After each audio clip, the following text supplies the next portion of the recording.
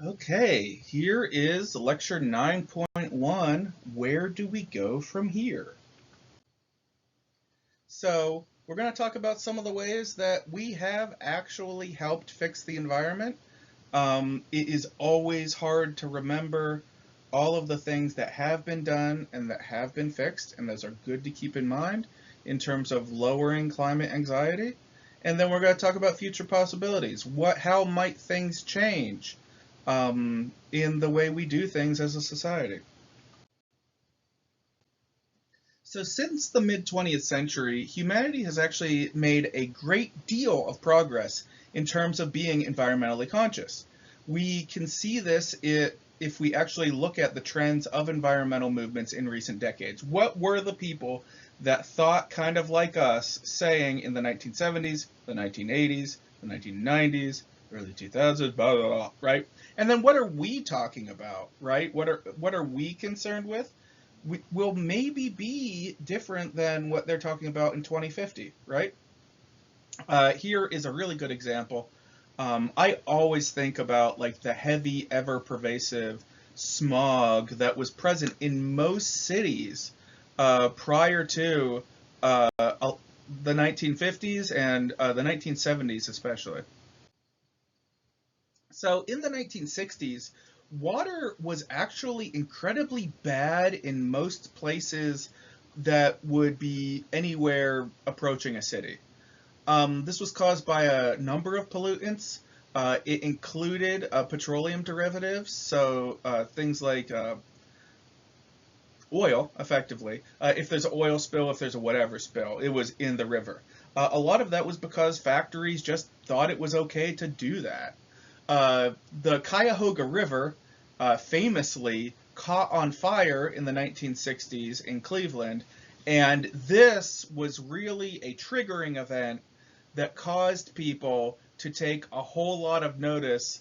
Hey, maybe this is a big problem.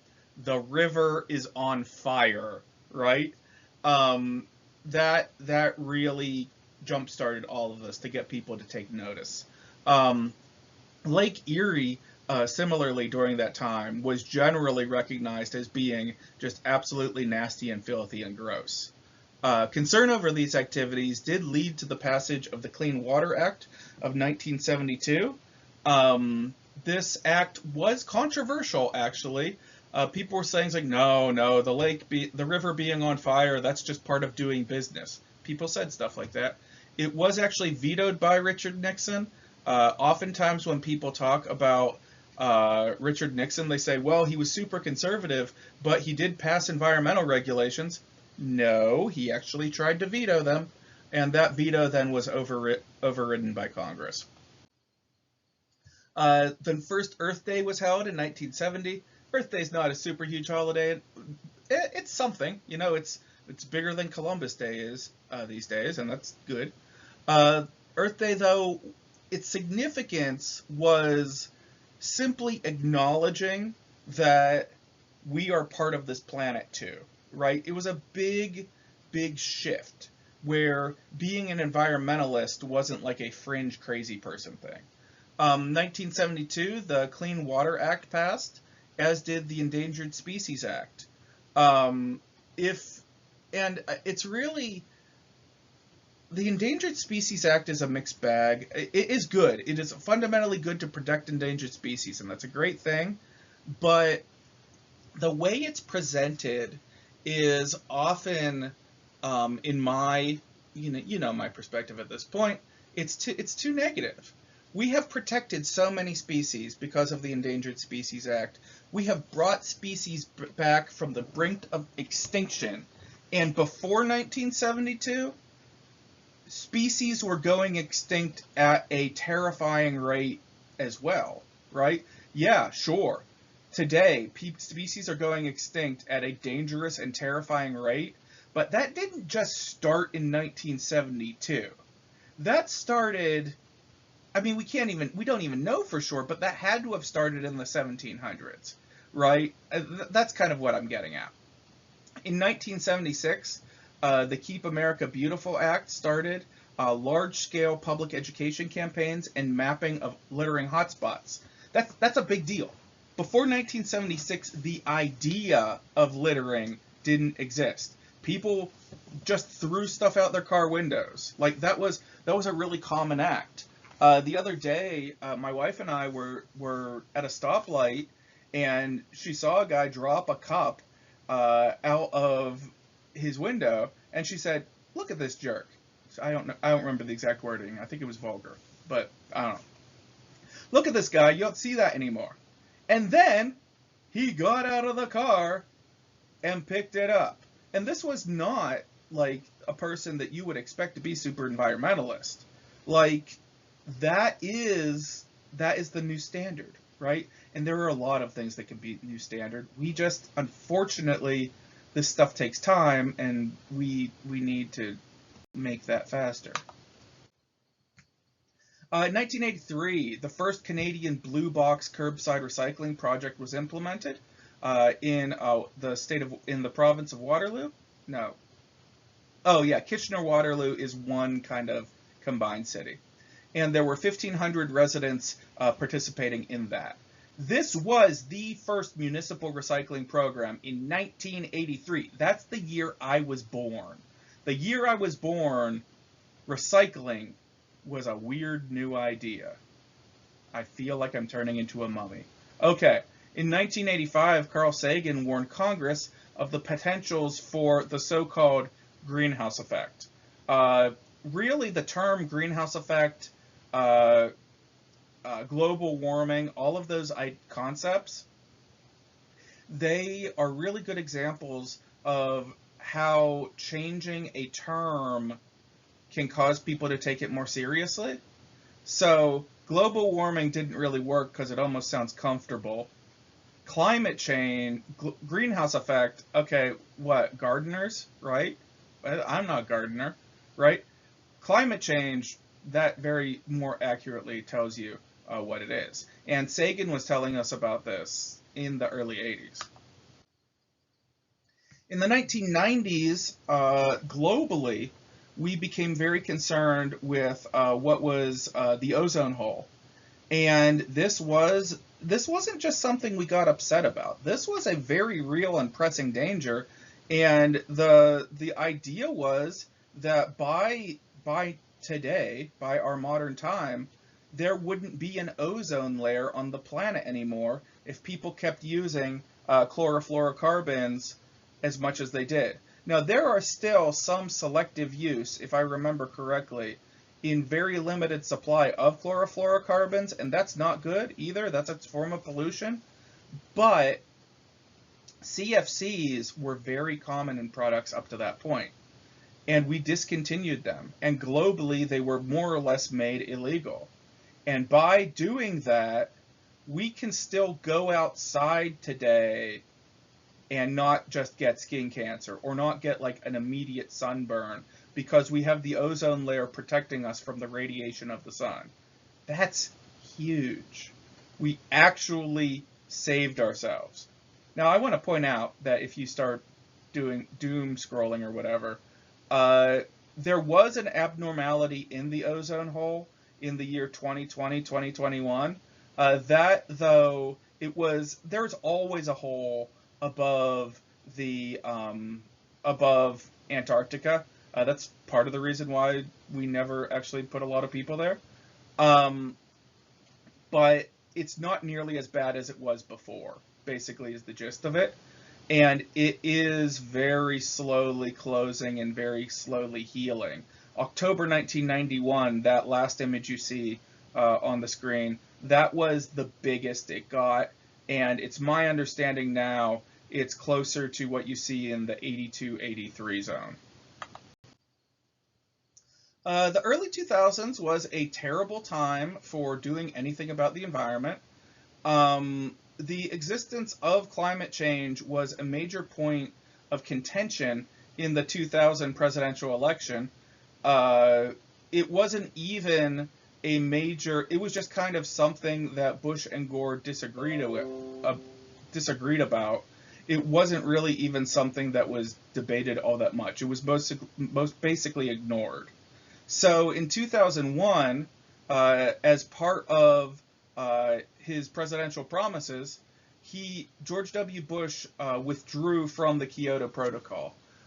This stalled out climate change progress in terms of stopping climate change for at least a decade. The Paris Climate Accords and the accords that we're talking about now, and the 2030 carbon neutrality and 2050 carbon neutrality agreements, that was all pretty close to what we could have gotten into effect in 2001. But the political climate of that time was just like, it was toxic. It was toxic to helping the environment, basically. In 2006, An Inconvenient Truth was released, and Inconvenient Truth is kind of a mixed bag in terms of talking about the environment. It was very useful for educating liberals about climate change. So great. But because Al Gore, former presidential nominee, was presenting it, Republicans just immediately shot down and refused to watch the movie. As a result, a lot of people during that era did not see An Inconvenient Truth, even though it is still a really very good work. In 2008, vice presidential nominee Sarah Palin, thank God she never became vice president, attempted to appeal to the American public by promising to drill in the nature preserves off the coast of Alaska. Like, she was a force, really, in what was like an actively anti-environmental movement. And it almost worked, and it almost really, really led to some very ugly, ugly, terrible things in terms of just devastating our nature preserves. Now, given some of that agenda of drilling in the national preserves and selling them off and whatever has happened since Palin's time, but it could have been much worse. And that was like what made her popular. It's disgusting.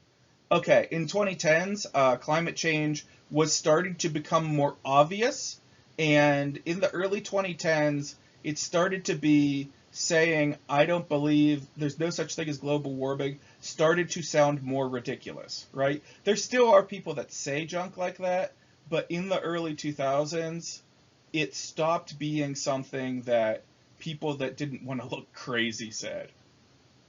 In 2012, it became a major point of the Occupy Wall Street movement. Occupy Wall Street was a pretty short-lived global social movement, but it really was tremendous in terms of raising awareness surrounding climate change and also social inequality. In 2018, Extinction Rebellion was founded. If you're not familiar with them, they're a group that rejects conventional political strategy in favor of civil disobedience, is really the gist of it, and you can learn more about them on that website there. There are a lot of things that Extinction Rebellion says that I don't necessarily agree with, but that's the nature of civil politics, right? You can talk about a thing and slightly disagree about. That's what politics used to be, right? As opposed to just thinking that your enemy is inherently evil, and sometimes having a good justification for that. In 2018, Greta Thunberg started Strike for Climate. I'm not sure if that date's right, actually. I think, go back to the previous, whatever my date on the previous lecture for Greta starting, that was correct. This might be wrong. Anyway, Extinction Rebellion. That's the big important thing on this slide. And then also Occupy Wall Street. So let's look at where are we, right? Obviously, we can't predict the future exactly. That's kind of, sociologists try to do that quite a bit, and we've done quite a bit of that in this class. But what we can assess is how things are changing, and then based on how things are changing, we can speculate a little bit as to what are future potential options. As we've mentioned previously, many more people are, quote, caring about the environment, but what exactly that means is also likely to change. At this moment, in all likelihood, most people come at it from an anthrocentric mindset, which is human-centered environmentalism. We need to save the planet to save humanity. Now, that's pretty good motivation. That's pretty good motivation for most people. And that's definite. I really don't. And this illustration here with wrong and right, again, that's a matter of civil politics, right? Whatever. But that is enough to motivate people, right? If we had to start with ecocentric environmentalism for most people who are maybe denying climate change in the first place, that we need to save the planet and human considerations are not relevant, that is not something you can get a climate skeptic to come along with, right? And there may be a time when we truly are environmentalists in an ecocentric sense, but anthrocentric environmentalism is a very, very good stepping point, in my general opinion. If you want to read a little bit more about that, there's a really good blog posting that I put right there. But regardless of motivation, we have to develop normal environmentalism that we've talked about a couple times. Normal environmentalism, to just restate it, is making environmentally friendly action the easiest possible thing. That's normal. It has to be the normal thing. And this will require us to restructure society in some pretty direct ways. Recycling improvements over time are a really good example of the good progression of normal environmentalism. So when recycling first started in the ancient year of 1983, you had to divide your brown bottles, your various shades of green bottles, your blue bottles, and your clear glass, all of those, only the glass, because those original programs did only do glass. Most programs didn't do plastic at that time, and then some programs only did aluminum, period. All of that, and single streaming recycling is a very much closer step to normal environmentalism. Now, within the recycling industry, the garbage industry, there are measures being taken so that maybe we don't need to recycle. Don't need to put anything in a separate box. It could be in the not too distant future, there's just one junk box, and it all is just recycled more or less the whole way down. There are some places that are claiming this right now, and there are some places that are actually doing it, but I'm kind of skeptical of those places. That a lot of those places that are doing it, I suspect, aren't doing it right, but this is a very big topic. But until we can get to normal environmentalism, we need to continue to practice that hard environmentalism, that tough environmentalism. And the way we do that is we refine our current practices. We set the stage for being good examples for our colleagues and especially for children. We pass rules maybe in our organization that this is how we're going to recycle and this is just how we're going to do it, right? Law needs to change, right? And laws typically follow behavior. So if everyone in your city agrees that we are not going to accept that people are just throwing away things that are compostable in a good way, and we're demanding a much better compost system, then laws will be put into place to make that happen, right? We see really good examples of this surrounding cannabis use recently, and then in the early 2010s when marriage equality was decided by the Supreme Court, we also saw that that would not have been possible in the early 1980s, marriage equality, making same-sex marriage the law of the land. That just simply wouldn't have happened, before the practice of people living as if they were married and the law not matching that. That was necessary.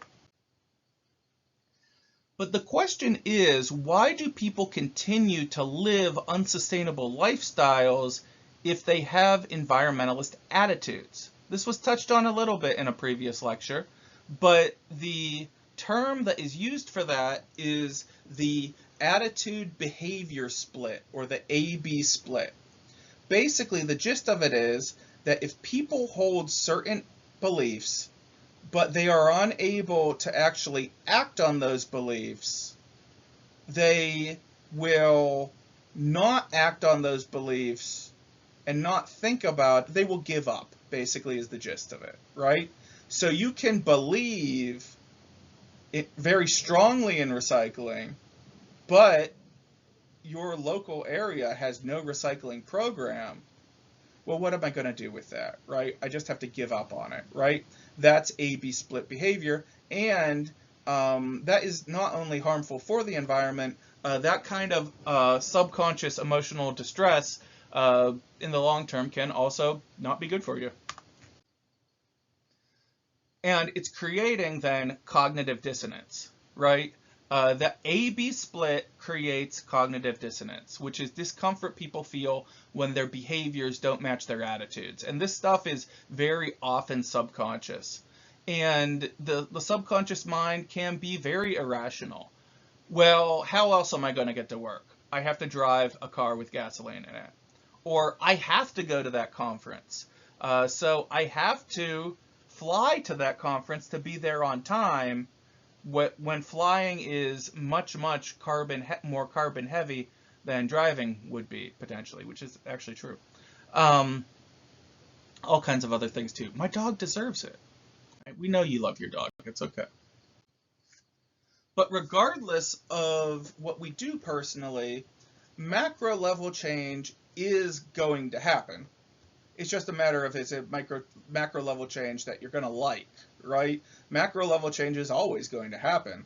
So the rest of this presentation, which again is going to be pretty long like the last one, is going to focus on how that might actually work out on the individual, the micro level.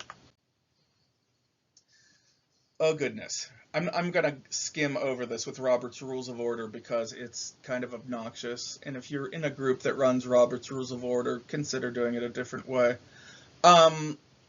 Robert's Rules of Order are a set of parliamentary rules that are used by non-government organizations. They were developed by Major Henry M. Robert in 1876.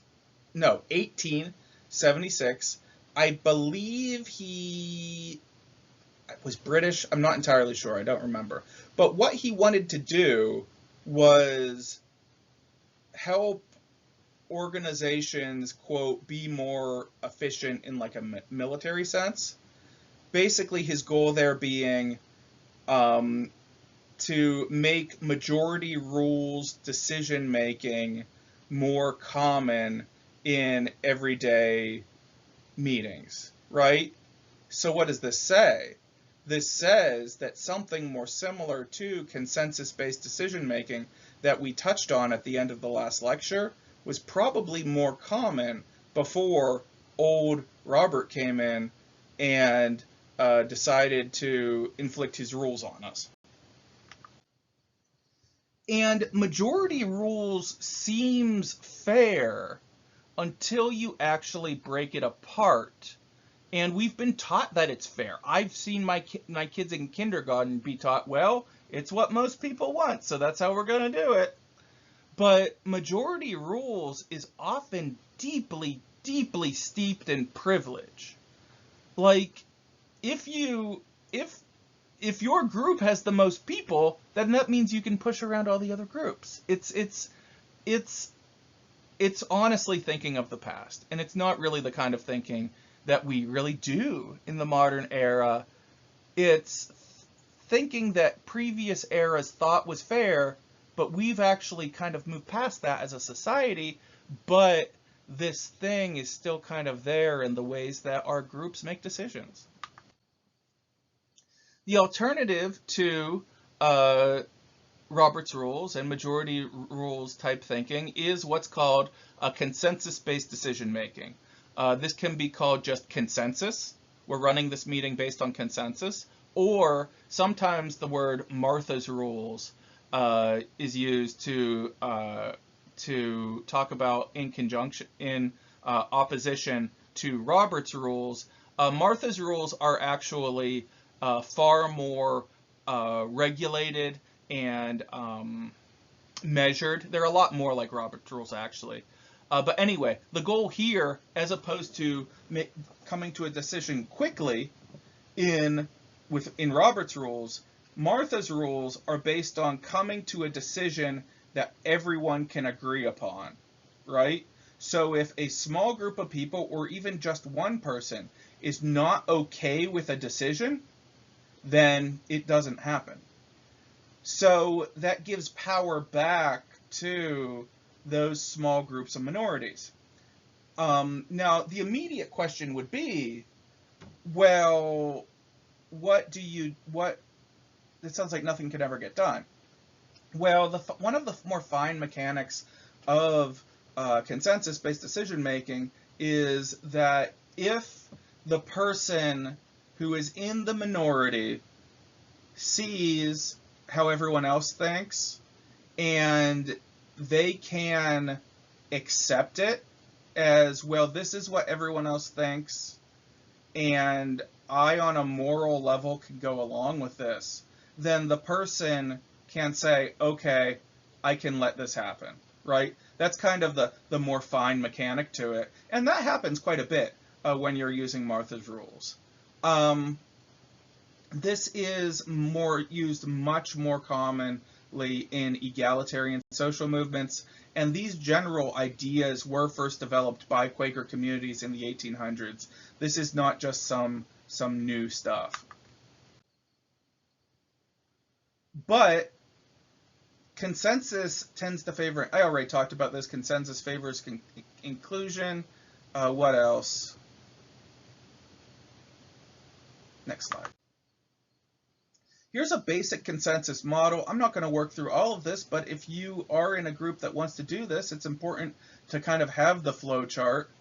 This flow chart is actually very important, and actually for being able to do consensus-based decision making. It's complicated, right? Because it's a system designed to really talk things through and really come to decisions everyone can work with. As a result, it is not fast.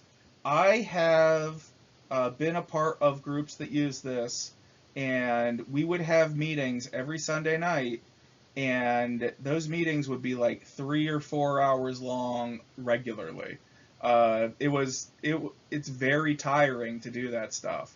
But if you're able to do it right, it can become more efficient, and you can get a really neat group of people out of it. Now, regardless of the form of government or how we make decisions in the future, we are going to have to put measures into place if we are going to actually change, right? Government, remember, is just a tool for making things happen on the macro level. Government is needed to build infrastructure. Government is needed to collect taxes. And both of those things are going to be needed to make new things that we're going to need. So we could use government to build sustainable infrastructure, and that is happening. We could raise taxes. We could basically make hyper-rich people actually pay their taxes, which is something that has been increasingly diminished since the 1980s. We could make billionaires pay their taxes. Think of that. Shocker, right? We could build inner-city rail networks with raised taxes in a way that exists on the East Coast but doesn't exist in most of the rest of the country. We could build Hyperloop trains, if you're not familiar with that technology. They're super duper fast trains that use not only magnets but vacuum tubes. Neat ideas, really. We could build more solar and wind farms. We could do all of these things. But to make those happen, we would have to basically put into place green taxes, and I never say it right, Pigovian, something like that. Those taxes. It's a vocab word for you. Take note of it, but I won't expect you to pronounce it right. These are taxes that are created with the intent of reflecting the true environmental cost of the thing, right? So if you want to cut down a forest, you're going to have to pay some of these taxes. If you emit a certain amount of carbon, that's not okay, and you're going to have to pay certain taxes, right? Finland, for example, taxes products that are tied to releasing excess amounts of carbon dioxide and carbon into the atmosphere. Britain has a landfill tax. Oh, you don't want to pay the tax? Make less landfill. Scandinavian countries do a lot with energy taxes. These kinds of taxes are in place in places, and they are not destroying those societies. All those societies listed there are very, very functional. And it works for them, and they have less pollution. And as an incredibly powerful country at this point, it would be great if the United States could actually do this stuff. However, as I've mentioned previously, taxes are intensely unpopular in the United States. But a sustainable portion of the measures that help middle class and working class families are worked into the tax code. What does all that mean? What does the tax code have to do with it? Well, you see, the way we get stuff done in this country, and also the reason why our taxes are so complicated in tax season, is because we can actually give money to groups of people by giving them tax breaks, right? That's how we do stuff. I don't know, you might have just never put this together, right? Almost everybody who has solar panels on their individual houses, at least in Ohio, where I know, gets a substantial tax credit. And you might not even do your own taxes yet. I didn't really do my own taxes till after I was out of college. And what does a tax credit mean? Well, a tax credit means that if you surpass the taxes you have to pay with the credit you get, well, isn't that the government giving you money and paying for the solar panel? Oh, right? There's a lot of those sorts of things built into our tax structure to basically help Americans pay for some of the taxes that otherwise they would refuse to, but we really need to do to be like a functioning society. Like I've said before, we have just problems with taxes in our country.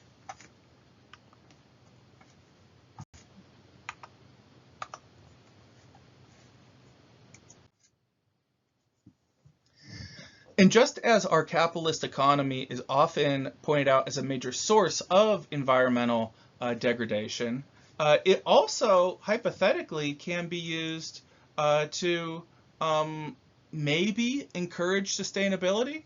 This is not something that we are that I'm even super confident of, but if we live in a capitalist economy, and for the foreseeable future, it's going to remain at least partially capitalist, right? I don't see a great socialist revolution, especially a eco-socialist revolution, coming down the road really anytime soon. So, in the meantime, the environmental changes we are making as a society, we're going to probably have to figure out how to make capitalism do it. Sure, maybe the economy will be not capitalist, and that would be very interesting. But if it remains capitalist, we're going to have to figure out a way to make people be able to profit off of off of helping the environment. And is that a bad thing? I'm truly not sure. But the very worst environmental offenders in our economy are shareholder-owned corporations. So and you can really suss out a lot of this by watching the film The Corporation. It was made in the early 2000s. It's pretty out of date at this point, but it goes a long way to explaining basically basic corporate structure and how corporations are busted. The biggest way that corporations are busted is that they, by their nature, are obligated to put profits to the shareholders first, right? Profit over the actual environment. That is an incredibly damaging element to truly creating a sustainable corporate model. And when the corporation puts profit over the environment, which they usually do, it is because of what they call externalities. Now, externalities can exist in all kinds of places, but specifically within a capitalist model, an externality is an unintended product or effect that occurs as a result of doing business. Typically, when we are talking about pollution produced by corporations, it can be classified as a negative externality. So this is something that is released into the environment that hurts the environment. A very easy to understand example of this is the runoff from paper mills, like these big, like puffy clots within rivers that look kind of like soap. I remember seeing these when I was a kid, and like it still absolutely exists for real too, but it used to be worse, I promise you. Just like going down the river, right? And that's not good for anything. If you're close enough to one of these things, it can like assault like your senses in terms of like making it hard to breathe. If you have asthma, it could trigger an asthma attack. And it's obvious to people that are in the presence of this thing that this is bad for life and bad for the environment. This is a very classic example of a negative externality that if you're making paper, it just exists. This is one of the biggest reasons why it's very important to try to recycle as much paper as possible and get paper that has been bleached in environmentally friendly ways. That's beside the point. But if we want to turn capitalism green, though, it is maybe possible if we minimize negative externalities and then try to maximize positive externalities, we can maybe be sustainable, right?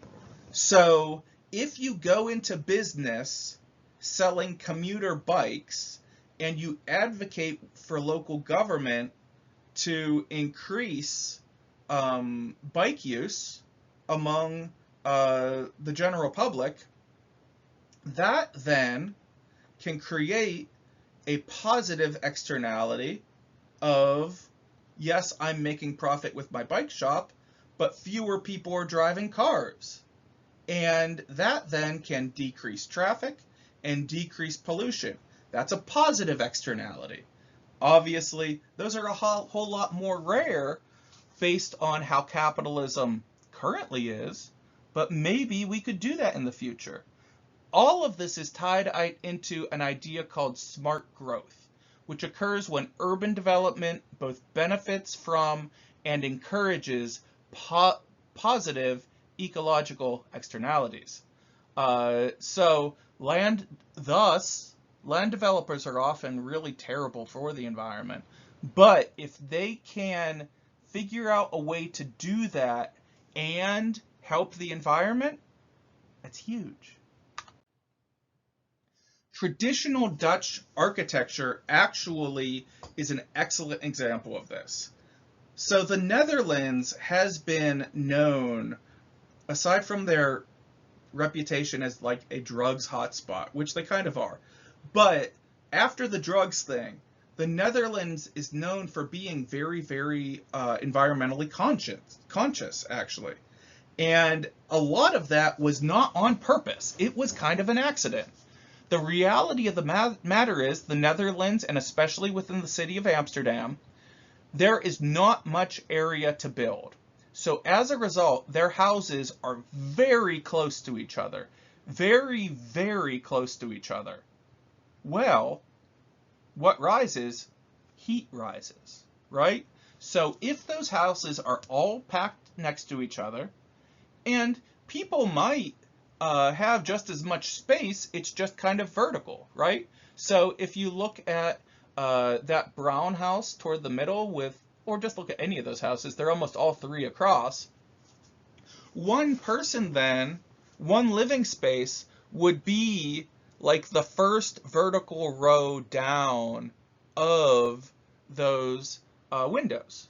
So we're not talking about a bunch of one big room for an apartment. We're talking about 3 smaller rooms and some stairs for the apartment. And in terms of heating efficiency, that's super, super efficient. So you can put the kitchen on top, or whatever room you're not really hanging out a whole lot in, on top where it doesn't matter if it's that warm.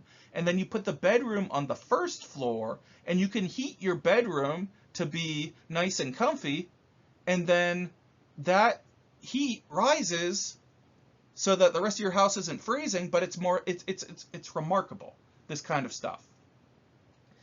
And then also, because the Netherlands has because Amsterdam has a lot of canals in it, almost all the houses are right by canals. Well, sure, and absolutely, they do use those canals as transportation, and that's very helpful.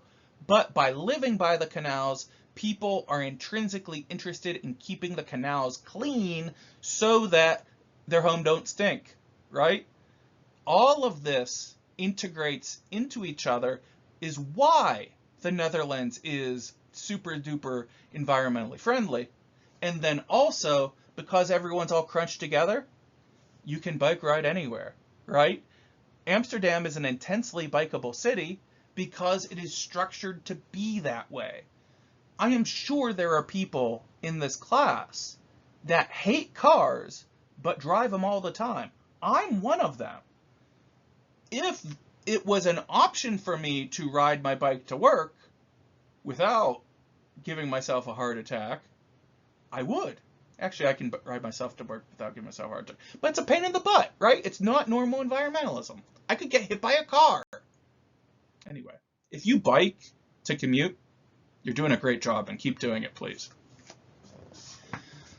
So industrial ecology is another area that could help kind of ease that burden to capitalism. Again, this is just, if we can't kick capitalism, then let's try to make it work. This is treating industry as part of actual ecological systems. This is as opposed to dominating the planet via business itself. If you're familiar with concepts associated with Taylorism, it is, I suppose, sort of an environmentally friendly version of Taylorism. Taylorism being a model of developing business to be hyper efficient in terms of getting the most money out of workers. And from a workers' rights standpoint, Taylorism was really, really bad because it basically meant that people were like given, like saying, okay, you have 1 minute to go to the bathroom, stuff like that, really inhumane stuff. But what if we did efficiency studies not against workers, but against pollution, right? That's a really interesting idea. Similarly then, if you're familiar with LEED certification, a LEED certification is a really pretty similar concept to industrial ecology. Dematerialization is really quite promising in this regard, namely because we're already doing it, and you're probably already doing it, and your parents probably have been kind of coming down that road your whole life. So our economy over the last couple decades has kind of dramatically shifted from using material goods to non-material goods that serve the same purpose. So files of various kinds. We have music. We have almost all media, quite frankly. Music, books, lectures, books on tape, whatever. They're not actually on physical things anymore. They're they're in our collective internet ether. That's huge. That's so much plastic that just was never used, right? And so, yes, people my age and a little bit older, we sometimes get nostalgic for seeing physical representations of our CDs or whatever. But but by having your music on your phone, there's so much space that's saved, there's so much plastic that's saved, there's so much paper that's saved. And if we want to then take that to the next level of that will be to make those devices that we keep that stuff on more environmentally friendly, right? And definitely the Apple Corporation has a lot to do in that regard, and they are pretty bad at that right now. I can go into that. But if we demand it, hypothetically, capitalism claims that they'll listen, but we'll see. Now, green labeling is the truly problematic. Sometimes we use the word problematic to mean bad, but problematic should mean this is something that has a problem to it that should be able to be fixed. Anyway, green labeling is one of those things. There are so many so-called green certifications, and a lot of them are straight up garbage. Is that a pun? Probably. They're garbage. Um, just saying organic on a bottle doesn't mean crap. I can, my body is organic. Does that mean that I guess that means that I'm green. What does that even mean, right? Um, a cow is organic, right? By definition, it's organic material. Someone can sell you a cup that is colored green and say, buy this green cup, right, that says green right on it, and it's green. They're not breaking any law, right? And that's not even false advertising because the cup is green, right? This is a problem. What can you do about it? Well, yeah, buy those green certifications, and that's great. It's really good. But make sure that the things that you buy because of those certifications, make sure that that certification actually means anything as opposed to just being a little sticker. Uh, I am highly suspicious of any store that is known for strong discounts that are using stuff like this. When I see something in the dollar store, and yes, sometimes I go to the dollar store, I don't like it, and something has a green label on it, I I know that it's almost entirely it's probably not true. Now, collectively owned cooperatives pose some really interesting possibilities in these regard. They almost definitely have a place in sustainable economies in terms of helping workers make more money doing their job. Basically, the idea here being there is no one boss.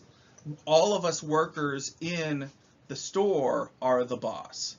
And that is pretty cool from a workers' rights standpoint, but it's also cool from an environmentalist standpoint because when the workers care about the environment, that is then enacted in the policies of the workplace. So there's a lot of potential there.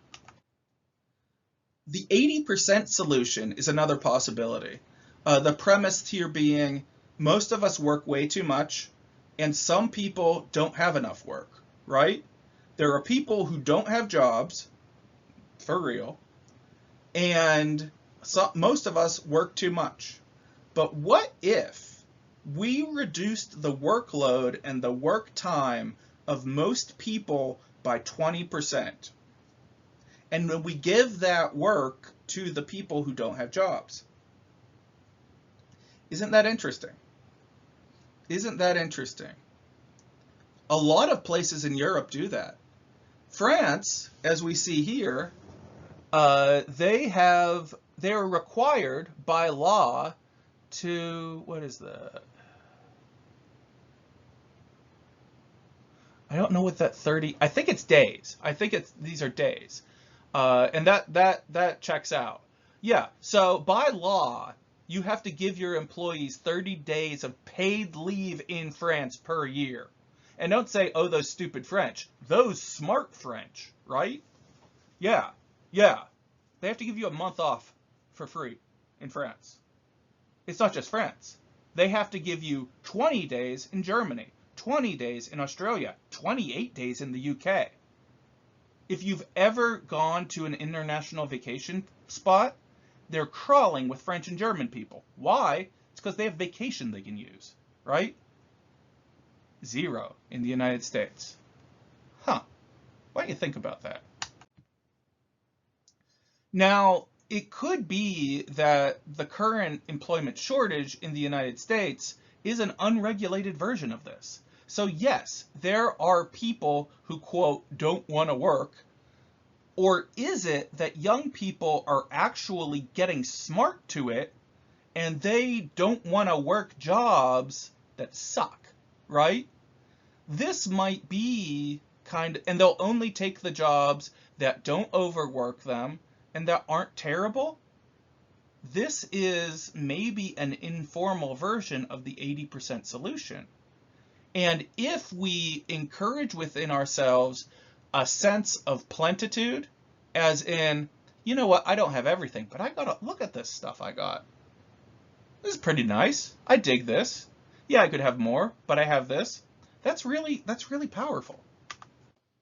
So even though we talk a lot about capitalism being the problem, and I'm not going to say that it isn't, it should also be pointed out that other economic systems can also be quite devastating to the environment. Really, the best example of this was the series of poorly thought out projects attempted by the Soviet Union. I believe it was in the 1950s. I need to double check that. In which they attempted to take one of the major rivers, we're going to count this as one river with 2 tributaries going down to this sea. Unfortunately, I couldn't find this this map in English, and where it says Moskau, that's Moscow. Anyway, socialist models can also mess up the environment bad. This river that is massive in the former Soviet Union, they attempted to make it go backwards toward the end of being able to grow many more crops was kind of the goal, right? So they had this grandiose plan, and at least on paper, ideologically, the way they were justifying it was say, well, we can give more food to the people, because that was very much the dogma of the Soviet Union in the 1950s. But also the international politics element of it is, if we kind of get rid of hunger as much as we can in the Soviet Union, then we'll look better than those capitalist dogs in the United States. Basically, it was kind of what they were aiming for there. Well, in attempting to reverse the flow of the river, and you will notice that some of these red lines are incredibly straight. That's because they attempted to straighten large portions of that same river. All of this, aside from being foolish, was incredibly environmentally devastating.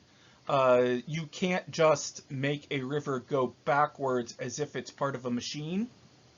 And that was very much part of a lot of the problems in the Soviet Union, is they were of the mindset that we can treat nature like a machine, we can treat human beings like machines, And if we get to be as efficient of machines as possible, then we'll win the world or something along those lines. And I can explain those much more eloquently, but this is just a small part of this presentation. The point of this slide being, yeah, socialists can really badly mess up the environment too if they use the logic of humanity as opposed to the logic of how nature, whatever you want to call it, the not human world actually operates. However, if we wait too long, may not actually get a choice in a lot of these things. We may not get to choose, are we going to have a new government? Are we going to have a new economy? It might just happen to us, and we are very well aware of that, right? So, what happens then?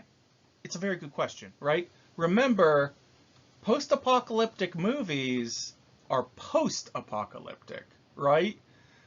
How it actually all goes down doesn't matter so much. What matters is how we rebuild it, right? And movies are movies, right? Things are more dramatic in movies, and they're not as the real world, as most of us know, is not as horrible as, say, a horror movie, right? What we have ahead of us is going to be very hard, but it is not insurmountable.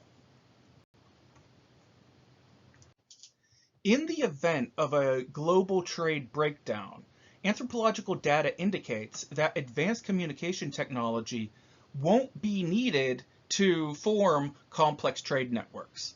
One of the best examples of this was the network of trade routes, often called the Silk Road. The Silk Road was not just one trade network. The Silk Road was many, many trade networks all put together. And this trade network successfully connected the Mediterranean with the far Pacific Ocean. That is a huge deal, right? That is international trade. That's people getting things from all around the world without even a knowledge of what was on the other side, right? So if we are able to maintain most elements of our society, even if our technology fails, we still will know what's over there and still be better off than we were before.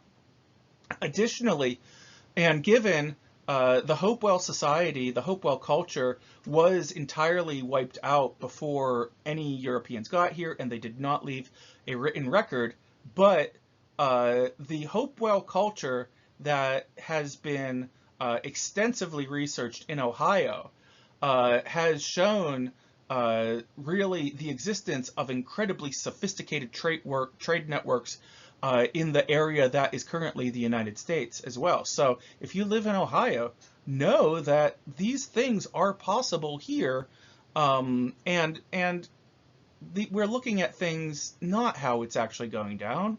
We're looking at things that would be far less sophisticated than we would have with what we have now. And if we lose access to modern technology, we would have to develop two features that our modern economy lacks. We would have to reform traveling merchants, so we would have to have people that go from place to place with goods that may not be available everywhere. Another way to say that, we're going to have to start dealing with the stuff that we have here, right? And then our exports to other areas will truly be what they don't have over there. So we will go to more subsistence economies, and then those cash crops will be on the side things that we make. That's a model that simply does not allow capitalism to continue in the way that it did. Maybe something closer approaching to mercantilism as it existed in the pre-modern era. Trade fairs are another element of society that we don't have anymore, that if technology were to fail spectacularly, we would have to redevelop. Trade fairs are regularly scheduled events that people come to for far distances to get the goods from far ways away, right? So you have a network of traveling merchants, and that network of traveling merchants also has to go to trade fairs. Those are two elements that we don't have in our society anymore, but we'll have to redevelop in order to rebuild those post-technological trade networks. And a major structural change on the macro level of society would no doubt trigger major changes on the meso and micro levels. Really, this slide should be broken into two, so let me talk about this top part first. So if we would lose our capacity for huge scale trade, that would affect your day-to-day life. Absolutely it would.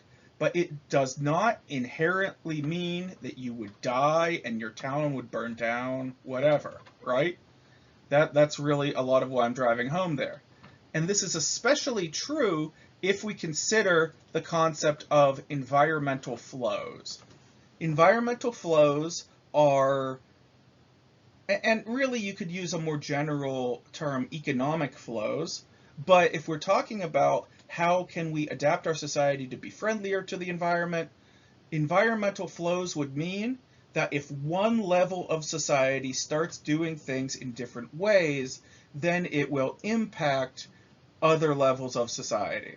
So if we change, for example, everyone starts wearing surgical masks, then we have all these millions and probably, there definitely are billions of surgical masks in landfills now that there wouldn't have otherwise been if not for COVID, right? We absolutely, it is very good that we all wore masks, but unfortunately that probably destroyed a number of forests that would have been there otherwise. COVID was a tragedy on multiple levels.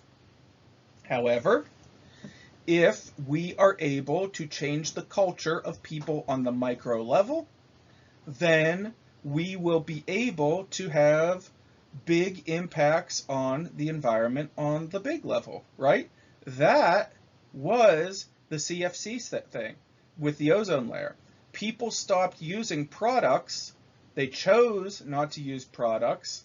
And in the United States, it was mostly driven by capitalism. And now then, the ozone layer is still there. Isn't that cool? It's really cool. So by people stop using CFCs, I'm actually not super sure if you know what that even means.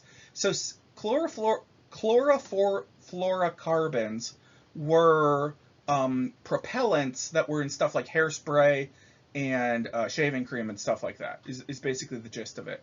All of those things do still exist today, but what propels them is actually usually compressed air or compressed carbon dioxide. If we apply that concept optimistically, then, I already kind of said this, it's a really great idea for encouraging local sustainability. So if you use sustainable items from your community, you won't be using them from other places, and that may be a way of discouraging unsustainable practices all around the world. You can also see how learning how to only use the resources that come from locally in the event that our international trade networks do fall apart, you are better off if you know how to use the majority of the local products as opposed to the global products, and thus be a little bit better off for that. Transition towns it's a concept, a meso-level application of multiple sustainability ideas. The idea here being that an entire town, not just one household, but a group of households, it could be a really small town to start with, but it would have to be a number of independent household units, would enact many methods and policies toward the end of making the entire community sustainable. And this would be the collective goal of the community to transition to that more ecologically sustainable model. Thus, this could take sustainability efforts from the micro to the meso. And if enough transition towns link together, they could then start doing business with each other and take that sustainability up to the macro level, if that would be desirable. Transition towns may or may not necessarily identify such. That's true too. There are many collective organizations that don't necessarily take on that moniker of being transition towns that actually are relatively environmentally friendly. I'll talk about that on the next slide. So micro level efforts in one household would be rain barrel gardening, solar panels on your house, your family eating organic, riding your bike to work. Those are all great things. But look at these better things that are available if we take your household and link it to another household that's trying the same stuff. You could have rain collection irrigation systems. So you could start actually growing your own food in a real agriculture kind of way with that model. A solar farm for the entire community. All the food in the community being farmed organically as opposed to just one family eating organically. And then you could develop more efficient bike lanes. You could develop more efficient transportation systems of all kinds if you simply work with other people in your community. Now, as I alluded to, we already have a number of types of intentional communities in the United States. These can range from incredibly micro level to meso level, but they already exist. And actually, there's a lot of content in this slide that I already said. Sorry about that. The Amish, though, the way the Amish live, the way they operate their communities, the way their subculture works is already pretty darn sustainable.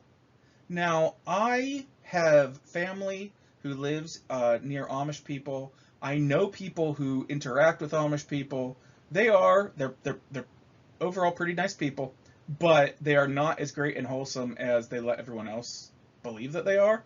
And I am sure that there are Amish communities that do some things that are bad for the environment. But because their technology level is relatively low, they're not as primitive as you think they are. But because they're not using all the modern tech, because they don't have big factories, and because they sustain themselves, it's a really interesting model for what a transition town could look like. We have a lot to learn from the Amish, even if, honestly, the Amish are not as honest and wholesome as you think they are. They're great. I love Amish people, but some of them are jerks. But not all intentional communities are transition towns. Not all of them could be classified even as transition towns, right? Some of them are super duper religious. Others have other objectives. If a group wanted to form a intensely abusive cult, they would do it that way, is what they would do it. They would get a couple houses out in the middle of the woods, and that's almost an ideal model for forming a nasty cult.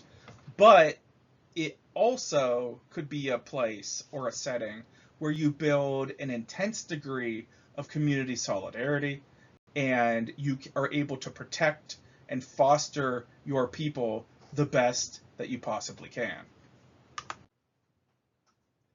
Now, another element that could go with transition towns is forming and establishing local currencies. A local currency is simply a currency that is only used in a given location. And these were once very, very common. Basically, the concept there being that if our town, our city, maybe even our state, if we are all using a currency that can't be used other places, and then also we can build into that some kind of incentive for using the currency, then we can encourage people to use those local things more, right? So it keeps money in the community, and it also keeps outsiders, massive corporations, etc., from being able to abuse your community as well. Time banks are one variant on local currencies that I think have a lot of potential to them. There are some slightly problematic elements to them, but they have a lot of promise too. So within a time bank then, not only could you use that as cash, those bills, but you could also use them to pay people for doing volunteer work for you, right? And you can also volunteer to generate those bucks, right? So, for example, 1 hour using the Ithaca hour time bank model, which is a local currency. That I don't know if it still exists. It did exist at one time. I think it still exists. So 1 hour of labor was 1 hour of Ithaca hour currency, right? And there were 1/4 hour bills, there were 5-hour bills, whatever.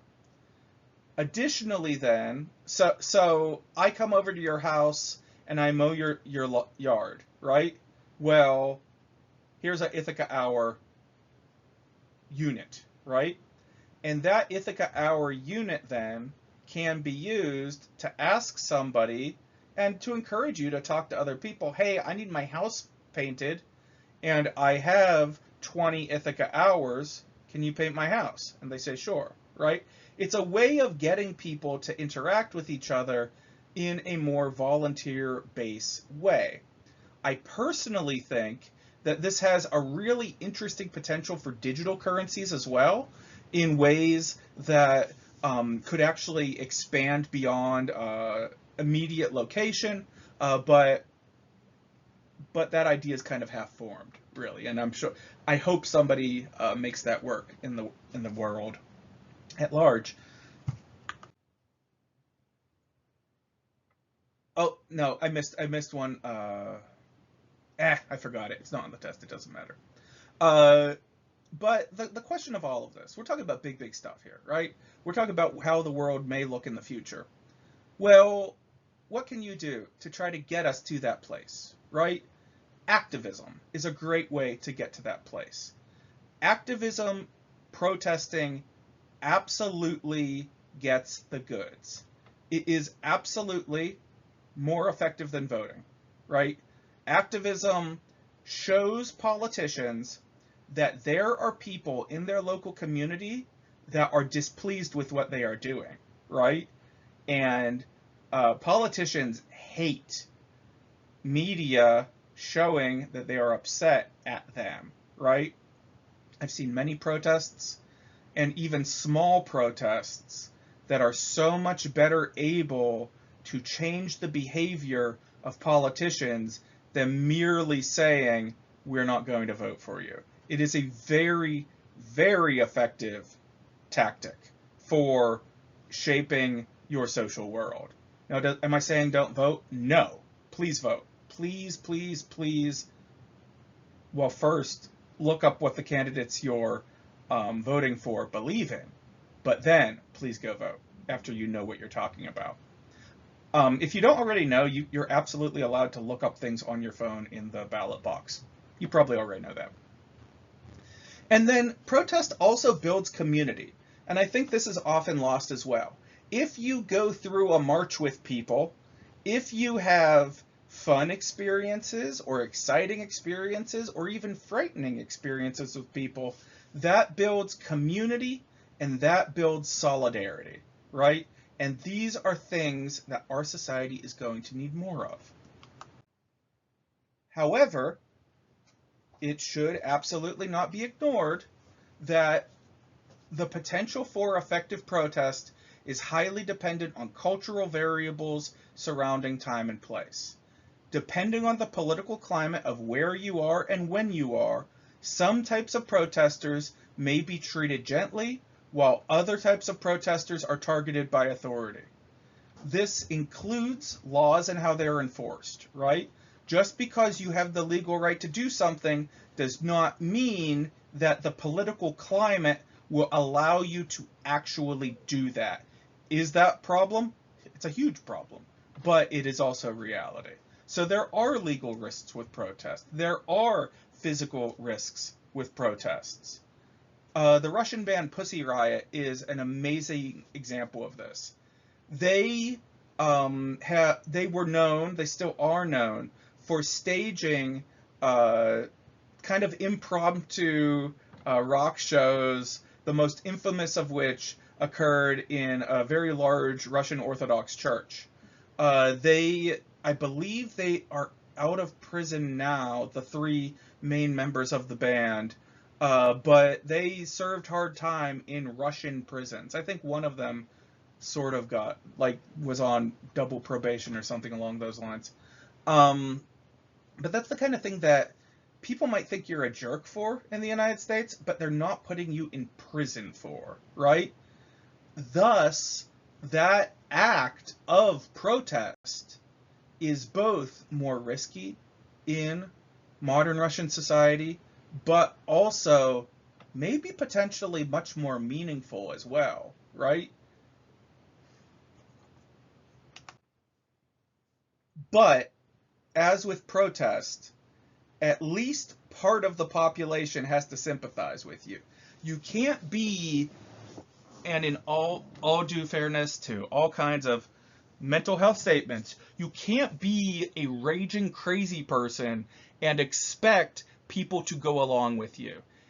This dude, Vermin Supreme, I don't know what his real name is. I don't really care. He certainly has a sense of style, but this guy has been running for president for like 20 years now, every 4 years. He's wearing a boot on his head for a hat. That's kind of his signature look. I don't know what this has to do with tiny ponies or dogs, but I almost guarantee none of that would ever get him elected president. The man's nuts, right? In the every sense of the term. He's not physically peanuts, but whatever, that's beside the point. You can't be so wild that no one would follow you, but protest is very important. But, and I already sort of touched on this, and let's drive it home the whole way through. Privilege is critical to protest, unfortunately. Most social movements have either a moderate to severe problem in terms of diversity. This is both a left-wing issue and a right-wing issue. This is seen across the board politically. There are some spots that it's worse, but it's across the board. A key example of this was the 2017 Women's March on Washington that occurred in the period between when Trump was elected in 2016 to when he was actually inaugurated. Oh, actually, no, it was March 2017, so this was after he was inaugurated. The Women's March on Washington was made up of 2.6 million women who were protesting in Washington, D.C. to call attention to sexism in American society. And that is a righteous cause. However, the event was heavily criticized for being made up of mostly upper middle class white women who could afford to get to D.C., right?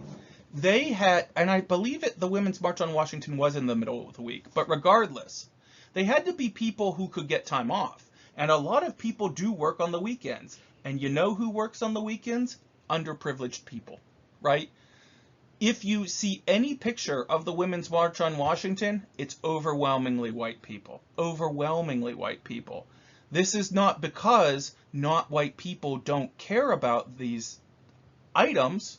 It's because white people are disproportionately far better off financially, can actually get to D.C., and in the period after the 2017 inauguration of Donald Trump, there were many people of color who were afraid to do this kind of protest. To not be that kind of viscerally afraid, that is also a form of privilege. Thus, those who are part of actively oppressed groups may be less likely to participate in public protest, but as James Scott pointed out, they may be just as likely to take part in what he called the hidden arts of resistance. Things like political graffiti, things like protesting with a mask on, hacking, like cyber activism, it's sometimes been called, or passing messages outside of the view of authority, or donating money to a cause you believe in, maybe cash because you don't want anything to find out, right?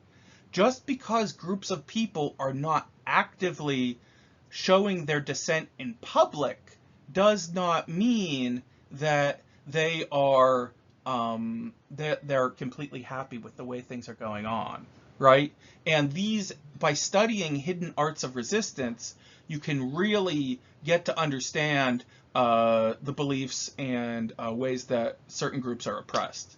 A really great example of this, if you've either watched Handmaid's Tale on Hulu or read the book, when the main character starts hiding, like doing little tiny graffiti in little corners where they don't think anyone will look, and then she finds tiny graffiti too. If you've read that, you know that's a really great example of this. Okay, thank you so much for putting up with this intensely long lecture. I love being here, and I'll see you later.